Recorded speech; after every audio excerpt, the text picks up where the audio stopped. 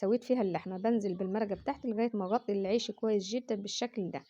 اول ما يتشرب العيش عندي رز ابيض اديني عاملاه هبدأ اضيفه على الوش بالشكل ده. هوزع الرز كله على وش العيش بعد ما ضفت له المرقة بتاعتي، المرقة الكافية. بعد ما اوزع الرز بالشكل ده كويس جدا على وش الصينية طبقة حلوة كده مليانة، هبدأ اديهم بس ايه كبشين من الشوربة عشان بس الرز عندي ايه يبقى لين شوية مش ناشف. هبدأ اوزع الصلصة اللي انا عملتها بالثوم والكمون والفلفل الاسود والكزبرة الناشفة، طبعا معلقتين الخل.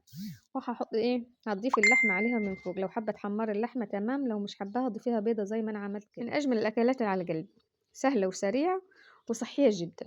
عندي هنا حلة على النار، اول ما تغلي معايا وتقلب انا حاطة فيها ورق لورا، حبهان، قرنفل، قرفة خشب، لورا، وحاطة فيها بصلاية وطماطم برضو صحيحة.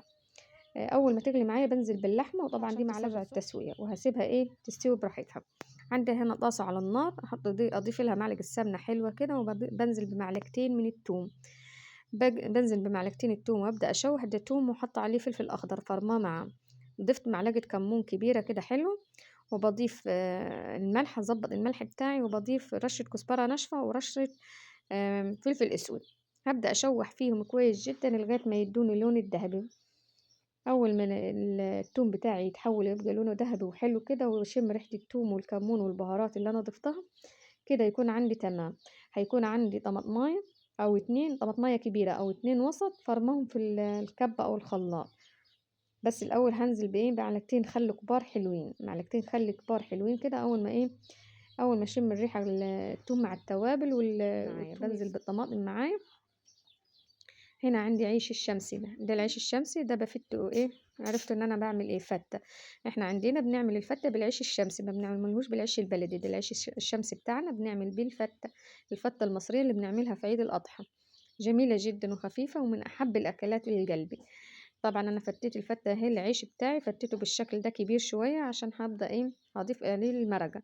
دي مرقة اللحمة اللي انا ايه سويت فيها اللحمة بنزل بالمرقة بتاعتي لغاية ما اغطي العيش كويس جدا بالشكل ده. اول ما يتشرب العيش عندي رز ابيض اديني عاملاه هبدأ اضيفه على الوش بالشكل ده. هوزع الرز كله على وش العيش بعد ما ضفت له المرقة بتاعتي، المرقة الكافية. بعد ما اوزع الرز بالشكل ده كويس جدا على وش الصينية طبقة حلوة كده مليانة، هبدأ اديهم بس ايه كبشين من الشوربة عشان بس الرز عندي ايه يبقى لين شوية مش ناشف. هبدأ اوزع الصلصة اللي انا عملتها بالثوم والكمون والفلفل الاسود والكزبرة الناشفة، طبعا معلقتين الخل. وهحط ايه هتضيف اللحمة عليها من فوق، لو حابة تحمري اللحمة تمام، لو مش حباها ضيفيها بيضة زي ما انا عملت كده. من اجمل الاكلات ومن احلى الاكلات ومن اسهل الاكلات. اتمنى لو عجبكم الفيديو ما تنسونوش في اللايك والمتابعة، والسلام عليكم.